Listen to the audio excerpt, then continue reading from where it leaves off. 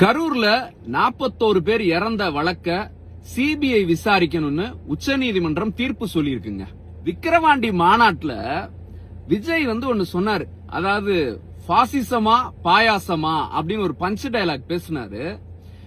பாசிசம்னா என்ன அப்படிங்கறத பாஜக விரைவிலேயே விஜய்க்கு உணர்த்துங்க. விஜய் கட்சி ஆரம்பிச்சு தேர்தலையே சந்திக்காம அதுக்கு முன்னாடியே பாஜகவோட கூட்டணி வலையில சிக்கிட்டாருங்க. இப்போ என்ன ஆகும் அப்படின்னா, அடுத்து எடப்பாடி பழனிசாமிய பாஜக எப்படி இது வரைக்கும் டீல் பண்ணுதோ அப்படிதான் இனிமே விஜயும் டீல் பண்ணும்.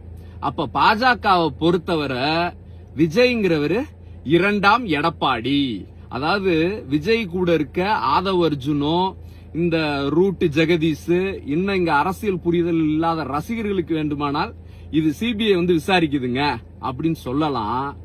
ஆனா விஜயின் அப்பா அரசியல் புரிதல் உள்ள எஸ்.ஏ. சந்திரசேகருக்கு நல்லா தெரியும் தன்னுடைய மகன் விஜய் பாஜக பிடியில சிக்கிட்டாரு அப்படிங்கறது.